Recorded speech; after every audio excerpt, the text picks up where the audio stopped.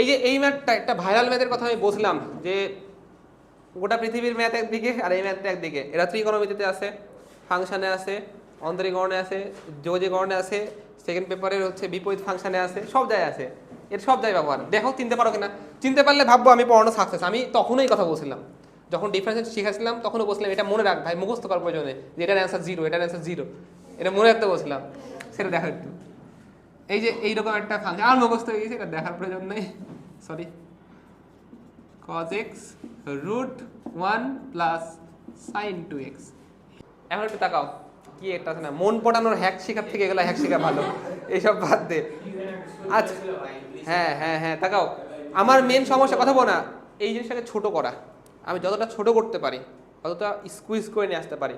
এখন ছোট করতে হইলে এখানে এক্স আছে, এখানেও এক্স আছে, কিন্তু হুট করে এখানে আবার কি দিয়ে আছে 2x, তাহলে ওটাকে ভাঙাও, তারপরে 1 লাখ ম্যাথ বের হয়ে যাবে। তুমি দেখো, প্রবলেম সলভ করার চেষ্টা করো। তাহলে এখানে sin x cos x, sin 2x সমান সমান সূত্র ছিল, হ্যাঁ sin 2x সমান সমান 2 sin x cos x।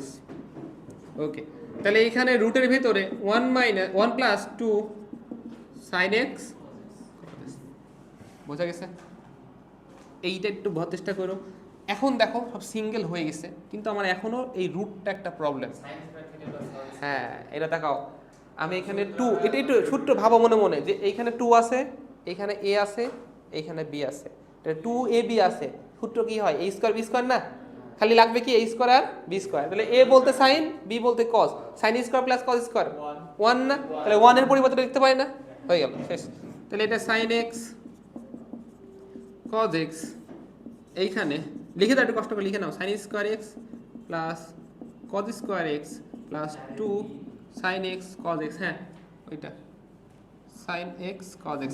এই টোটালটা সমান সমান সূত্র হচ্ছে sin x plus cos x। এই যে একটু আমি লিখে দিই, কষ্ট করে নাও, তো আমরা তুলতে পারো। এটা সূত্রই হচ্ছে sin x plus cos x whole স্কয়ারের সূত্র। হোল স্কয়ার রুট উঠে যায়, এটা কেটে যাবে না 1, তাহলে এইখানে ডিরেক্ট 1 আর এইখানে ইন্টিগ্রেশন। তাহলে 1 এর ইন্টিগ্রেশন কি হবে, x না? বলছিলাম 1 কে হলে কিন্তু x হবে, তাহলে x প্লাস c। এটাই যখন ডিফারেন্সিয়েশন করেছিলাম ওটার মান আসছিল 0, ওটাই বলছিলাম, ওটার মান মুখস্থ রাখিস। তাহলে এখানে আসলে হচ্ছে x আর ওখানে 0, এই বুঝতে পারছো আমার কথা? ওকে, সি তুলে নাও।